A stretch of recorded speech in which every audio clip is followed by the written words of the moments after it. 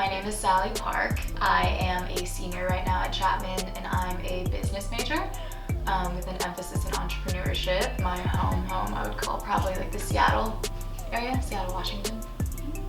Yule Rebel is the name of my brand at the moment, but it started off in March. But Yule Rebel in itself, the word Yule, which is Y-U-E-L, means one of a kind in Korean.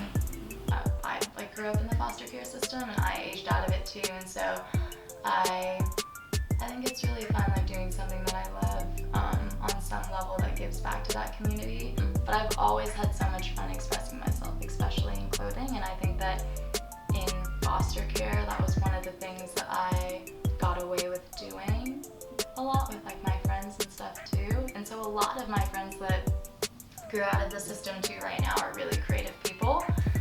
The style of Yule Rebel is super haphazard. One of my favorite things about it, and of course being my own boss, is that I don't necessarily have a specific style, nor do I hope that I would ever come to a style that's very specific, just because the whole brand is I just make whatever the fuck I want and hope people buy it.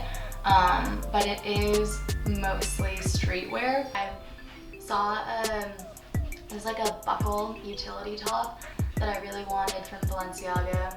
Obviously can't afford that, and then I decided that when I was looking at pieces of the top, I noticed that there were things that looked really similar, and so I decided I was going to make it for myself.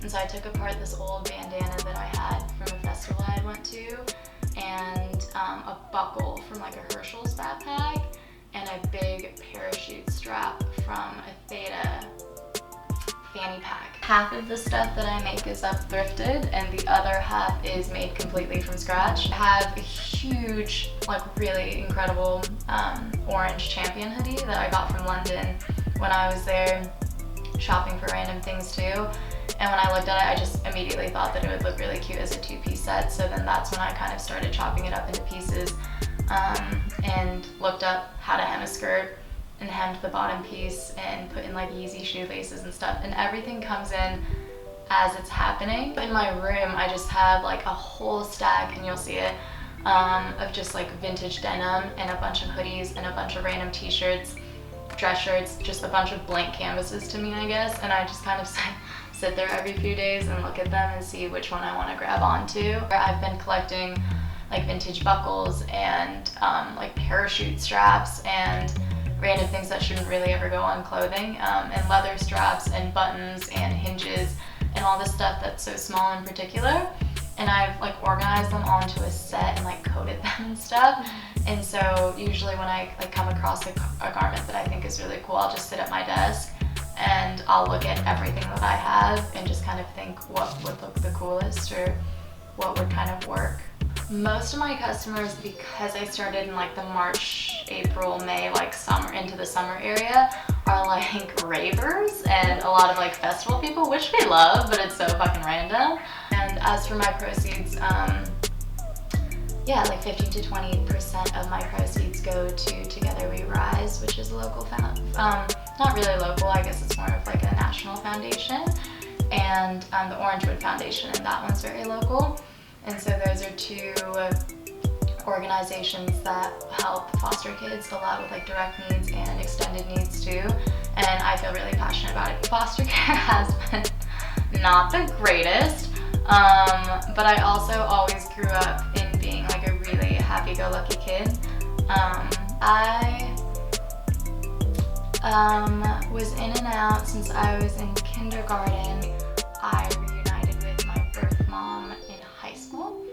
So her and I are really close now, she's absolutely my mom. But I don't think they even realized that I left, to be honest. That's how disorganized the system is. Or I don't even know what they think happened to me at the moment. And I kind of definitely want to use Yule Rebel as a platform to educate more people about it. Anywhere between 1% to 3% of people in foster care actually go to college, so we're exposed to a lot less when it comes to creativity.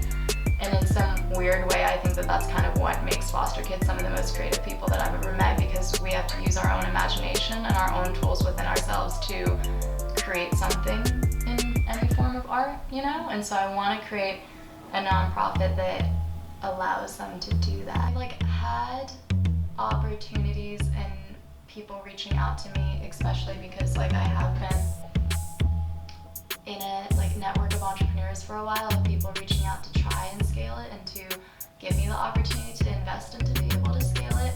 But I just feel like that's so stupid because then I would just turn into another fast fashion brand, and I'm just not going to. And so I care